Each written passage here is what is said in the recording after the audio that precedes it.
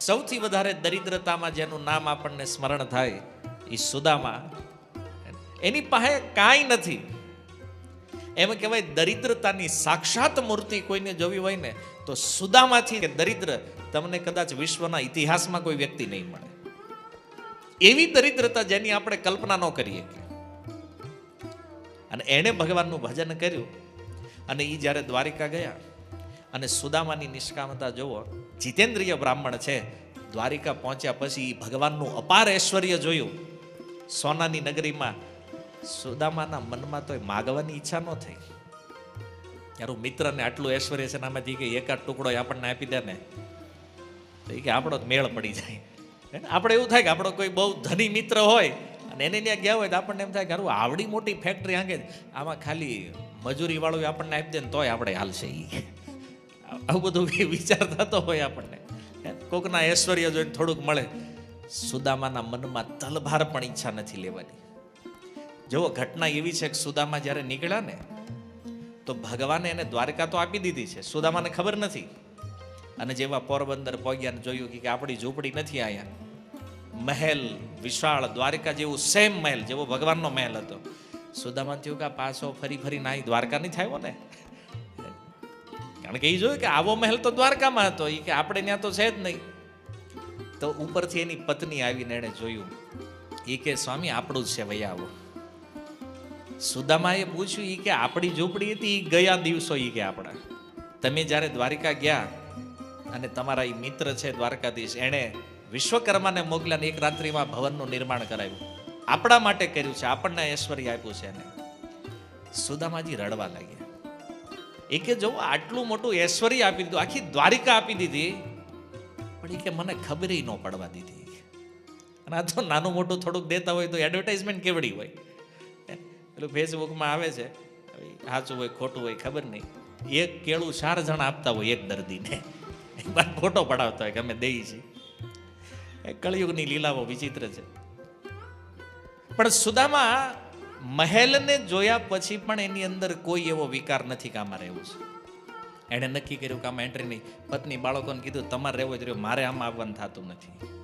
મહેલની બહાર જે ગાર્ડન હતું, જે આંગણું હતું, એમાં ઝૂંપડી બનાવી, એમાં રહેવાનું ચાલુ કર્યું. ભગવાન દ્વારિકામાં વિચાર કરે એ કે આને દ્વારકા આપી દીધી તોય હજી આ પાછો ઝૂંપડીમાં છે. જો અહીંયા ખબર પડે કે સુદામા દરિદ્ર છે કે ધનવાન છે. આપણને એવું લાગે છે કે બિચારો એટલો ગરીબ બ્રાહ્મણને કેટલું દુઃખ એના જીવનમાં. આજે જુઓ મહેલ આપ્યા પછી પણ સુદામાને મહેલમાં નથી રહેવું. સુખદેવજીએ પહેલા શ્લોકમાં જ એનો પરિચય આપતા લખ્યું છે કે આ જીતેન્દ્રિય બ્રાહ્મણ છે, એણે પોતાની ઇન્દ્રિયો ઉપર વિજય પ્રાપ્ત કર્યો છે. ભગવાને વિચાર કર્યો કે આને આપ્યું આટલું ના લેતો નથી. ભગવાન સ્વયં આવ્યા પોરબંદર અને આવીને સુદામાને કીધું આ મહેલ મેં આપ્યો છે, તું રહેતો કેમ નથી આમાં?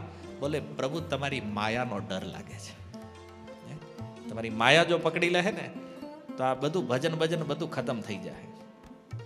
અને મારે આમાં રહેવું નથી, મારે હું આ ઝૂંપડીમાં ઠીક છું, મારું ભજન અહીંયા હાલે છે. ભગવાન કહે છે સુદામા મારી ઈચ્છા છે કે તું આમાં રહે.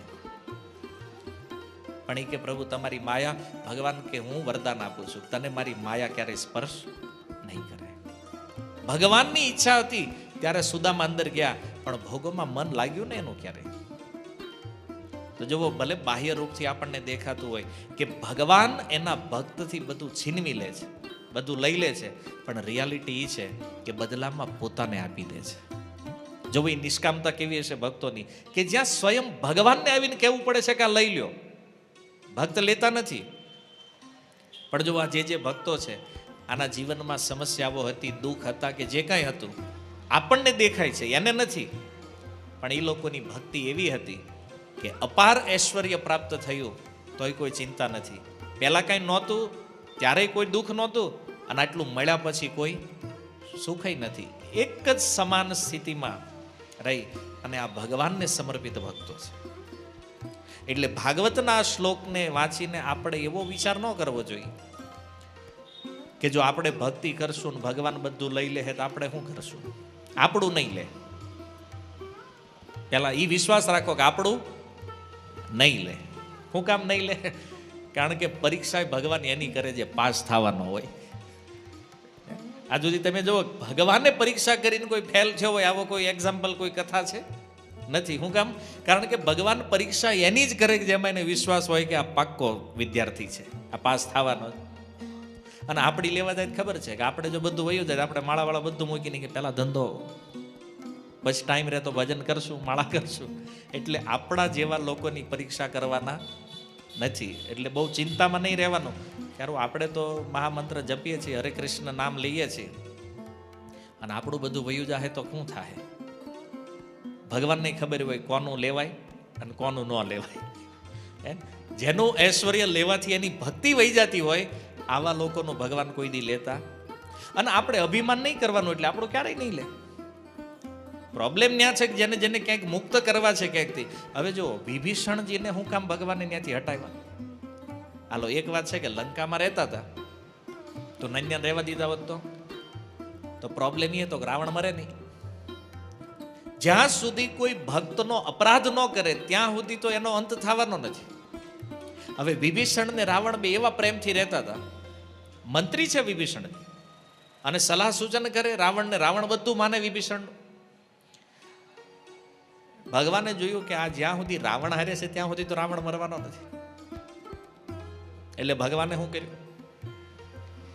હનુમાનજી મહારાજને મોકલ્યા અને એ જ રાવણ જેની ભારે બે ભાઈને એવી મિત્રતા હતી ને, એ રાવણ પાસે લાત મરાવી વિભીષણને. કારણ કે હારો માણા નબળા હારે હોય ને આમાં સમાજને નુકસાન બહુ મોટું છે. તો એ નબળાથી એને આઘો કરવો હોય તો કંઈક તો લીલા કરવી પડશે. તો જ્યાં સુધી વિભીષણ લંકામાં હતા ત્યાં સુધી લંકા સુરક્ષિત છે. કારણ કે જ્યાં સુધી ભક્તને અપરાધ નહીં થાય ત્યાં સુધી તો રાવણનો અંત થવાનો નથી. એટલે રાવણ દ્વારા લાત પડી જ્યારે વિભીષણને, ત્યારે એને થયું કાંઈ રહેવાય નહીં. અને ત્યાંથી નીકળ્યા લંકામાંથી અને તરત રાવણ એના રાક્ષસ કુળ સહિત રાવણનો અંત થઈ ગયો. તો આવી રીતે ક્યાંક ક્યાંક ભક્તો તે ક્યારેક ક્યારેક હલવાઈ જાય ગયેલા હોય. શું કામ? માણા હારો હોય પણ નબળા હારે વયો જાય ને, પછી એને એમ થાય કાંઈ વાંધો નહીં, હું તો હારો છું ને એ ભલે ખરાબ હોય, એમ કરી નાખતો હોય. પણ આ ભગવાનને પસંદ નથી. સારાઈ નબળાઈ હારે રહે ને આ ભગવાનને ગમતું નથી. એટલે એ ટકવા નથી દેતા, કર્યા જુદા ત્યાંથી. જવો સેમ પ્રહલાદ મહારાજનો કિસ્સો જોવો તમે ભાગવતમાં. પ્રહલાદ મહારાજને જ્યાં સુધી હિરણ્યકશિપુ પ્રેમ કરે છે ત્યાં સુધી હિરણ્યકશિપુ સેફ છે, સુરક્ષિત. પણ જેવા પ્રહલાદ મહારાજ ઉપર અત્યાચાર શરૂ થયા તરત જ હિરણ્યકશિપુનો અંત સમય આવી ગયો નજીક. ભક્ત ઉપર જ્યાં સુધી કોઈ પ્રહાર ન થાય ત્યાં સુધી ભગવાન કોઈ એક્શન લેતા નથી. આ ભગવાનની સિસ્ટમ છે. રાવણે કેટલા યુગો સુધી અત્યાચાર કર્યા, હિરણ્યકશિપુએ કેટલા યુગો સુધી અત્યાચાર કર્યા, ભગવાન નો આવ્યા. બે અવતારની અંદર જુઓ, ભગવાન રામ ક્યારે આવ્યા? જ્યારે વિભીષણ ઉપર પ્રહાર થયો. અને ભગવાન નરસિંહ ક્યારે આવ્યા? જ્યારે પ્રહલાદ મહારાજ ઉપર અત્યાચાર થયો. તો ભક્તનો કોઈ અપરાધ કરે ત્યારે જ ભગવાન એક્શન લેવાનું પ્રારંભ કરે. ત્યાં સુધી ભગવાન કે બધું એનું ફોડી લે, ક્યાં કે રાખો વાંધો નહીં. આટલા પ્રિય છે ભક્ત ભગવાનને. અને આવા ભક્તને કંઈક ગુમડું થાય તો પછી ભગવાનને સહન થાય? એટલે સામાન્ય માતા હોય, બાળકના રોગને એ સહન ન કરે તો ભગવાન પોતાના ભક્તના રોગને કેમ સહન કરે? અને એટલા માટે જે સદવૈદ છે, જે સાચા ગુરુઓ છે, એ હંમેશા રોગીને સલાહ એ આપે કે જેનાથી એનો રોગ દૂર થઈ જાય. પછી ઓલો રોગી કદાચ માનતો હોય, ન માનતો હોય, એની ઈચ્છા હોય ન હોય, એ વૈદ્ય એની સામું નથી જોતા કે આ દવા આને કડવી લાગશે તો કડવી લાગે કે મીઠી લાગે, આને પીવાની છે. અને ક્યારેક દર્દી બહુ આમ તેમ થતો હોય તો ડોક્ટર ખીજાઈ જાય. કારણ કે એનું લક્ષ્ય છે રોગને દૂર કરવો. તો આવી રીતે કોઈ દર્દી કદાચ વિચાર કરે કે મને તમે ગળી દવા આપો, કારણ કે અત્યાર સુધી તમે આપી બધી બહુ કડવી છે, ગળી દવા આપો ને તો હું પીશ. ડોક્ટર કહે દવા કડવી છે ને એ જ પીવાની જ તારે. તો આ રીતે વૈદ્ય એના રોગનો સમૂળ નાશ કરે, એમ ભગવાન પોતાના ભક્ત ઉપર વિપરીત કૃપા કરે આ પણ એક કૃપાનો જ પ્રકાર છે. વિપરીત કૃપા જ્યારે ભગવાન કરે ત્યારે એ પોતાના ભક્તના રોગનો સમૂળ નાશ કરી દે છે. તો આ રીતે ભગવાન પોતાના ભક્તને બચાવે, એની રક્ષા કરે છે. એકવાર નારદજીને ઈચ્છા થઈ લગ્ન કરવાની. નારદજી સંન્યાસીઓના ગુરુ છે, બ્રહ્મચારીઓમાં શિરોમણી છે. એને થયું કે હવે લગ્ન કરી લેવા છે. તો ભગવાનને પ્રાર્થના કરી એને કે પ્રભુ તમે મને એટલો સુંદર બનાવો, એટલો સુંદર બનાવી દો કે કોઈ પણ કન્યા મને જોવે તો મારી હારે જ લગ્ન કરે. ભગવાન નહીં થયું આ નારદને આવું કેમ સૂજ્યું છે? કારણ કે નારદજીમાં અહંકાર આવી ગયો હતો. તો એ હમને દૂર કરવા માટે ભગવાનને કીધું કેવો સુંદર બનાવું તને. તો એ કે તમારું રૂપ મને આપી દો. ભગવાનને કે ઉછીનું થોડાક દી એ વિશ્વ સુંદરીને જ્યાં સુધી પરણી ન આવું ત્યાં સુધીનું રૂપ ભાડે આપો. એ કે નારદજીએ રૂપ ભાડે લીધું. તો ભગવાને કીધું કે તમારું હિત જેમાં હોય ને એ હું કરીશ. નારદને એમ થયું કે ભાઈ રૂપ તો મને આપી દીધું, અને ભગવાનનું એક નામ છે હરિ. તો રૂપ આપ્યું ભગવાને, અને બંદરને પણ સંસ્કૃતમાં હરિ કહેવામાં આવે છે. તો ભગવાને કીધું હરિ રૂપ આપું છું તમને. નારદજી કે બસ એ જ જોતું છે કે આપણે વાંદરો બનાવ્યો, વાંદરાનું મોઢું આપ્યું, અને એ સ્વયંવરની સભામાં બેઠા, અને ઓલી વિશ્વ સુંદરી હાથમાં માળા. નારદજી જે લાઈનમાં બેઠા હતા ને એને પણ હાલી નહીં. તો ઓલા બધા એની બાજુવાળા હતા ને કહેવા માંડ્યા આ ક્યાં આપણી બાજુમાં બેઠો. એ કે એટલે શિવજીના ગણો એની બાજુમાં હતા, એ હસવા માંડ્યા. એ કે આને એમ કે મને માળા પહેરાવશે. એ કે આની સામું જોયું ને એ બે હસતા હતા. નારદજીએ જોયું કેમ, એટલે તમે કેમ દાંત કાઢો છો ભાઈ? એ પેલું પાણી મોઢું જોવો એ કે એકવાર તમે. અને પાણીમાં મોઢું જોયું, વાંદરાનું મોઢું. અને નારદજીનો જે મગજ ગયો, સ્વયંવરને ત્યાં મૂકીને નીકળ્યા, સીધા રસ્તા મળી ગયા ભગવાન. અને વિશ્વ સુંદરી એની હારે, ભગવાને વિવાહ કર્યા એની હારે. અને પછી તો નારદજીના મોઢેથી જે બાણ નીકળ્યા છે, ભગવાનને કે તમે કોઈનું સુખ જોઈ નથી શકતા. હે ને, તમારે આટલી લક્ષ્મી છે, મારા લગ્ન આની હારે થવાના, તમને હું વાંધો હતો એમાં? પણ હવે તમારો સ્વભાવ જ કપટી છે પહેલેથી, કે કોકનું સારું થઈ જાય ને આની હારે મારે લગ્ન કરવાના હતા, તમે લગ્ન કરીને આવ્યા. આજે આના વિરહમાં જેમ હું દુઃખી થઈ રહ્યો છું ને, એમ પત્નીના વિરહમાં તમારે દુઃખી. શ્રાપ, નારદજીએ ભગવાનને શ્રાપ આપી દીધો. ભગવાનને થયું કે નારદ વધારે ગરમ થઈ ગયા છે, હવે બધી લીલા હંકેલી લેવી. જેવી માયા દ્રશ્ય કરી તો નથી કોઈ નગર, નથી કોઈ વિશ્વ સુંદરી. અને ભગવાને કીધું ભાઈ આ બધી માયા મેં જ રચના કરી હતી તમારા અભિમાનને દૂર કરવા માટે. તમે કહેતા ને મેં કામ ઉપર એ વિજય પ્રાપ્ત કર્યો છે. પછી નારદજીને થયું પ્રભુ આ અજાણતામાં મેં તમને કેટલું કહી દીધું, શ્રાપ આપી દીધો, મને ક્ષમા કરો. કેટલી ગાળ્યું દઈ દીધી નારદજીએ ભગવાન. ભગવાન કહે છે કાંઈ વાંધો નહીં નારદ, તારું હિત જેમાં છે ને એ મેં કર્યું છે. જો ભગવાનને આવા વચનો કીધા નારદજીએ, તોય ભગવાનને કીધું કાંઈ વાંધો નહીં નારદ, તારું હિત જેમાં થાય ને એ કે પ્રભુ સારું થયું તમે બચાવી લીધું. આ વાત કરી નારદજીએ જ્યારે ચિત્રકૂટમાં આવ્યા ને ભગવાન રામ અવતારમાં, સીતાજીનું હરણ થઈ ગયું. પછી નારદજી આવ્યા એકવાર ભગવાન પાસે અને કહેતા મારા શાપના કારણે તમારે સીતાજીથી વિયોગ થઈ ગયો. ભગવાન કે એ થવાનો જ હતો, તોય આમાં તારું કામ થઈ ગયું હારવાર. પણ એ કે પ્રભુ એક વાત હું તમને કહું, એ કે સારું થયું તમે મને બચાવી લીધો, કારણ કે તે દી જો મારા લગ્ન થઈ ગયા હોત ને તો હું હેરાન થઈ જાતી. કે ભગવાન કે હું તો થાવ છું અત્યારે, જો એટલે જ તને તેથી ના પાડી હતી, પણ તને તે ખબર ન પડી કે આ ન કરાય. પણ નારદજી કે નહીં પ્રભુ તમે મારું બહુ હિત કર્યું છે કે આ વસ્તુથી તમે મને બચાવ્યો. તો ભગવાનને વિવાહ ન થવા દીધા. પણ એ નારદજીને પછી ખબર પડી કે ભગવાને કેટલો મોટો અનુગ્રહ કર્યો છે નારદ ઉપર, એના વિવાહ નહીં કરાવીને.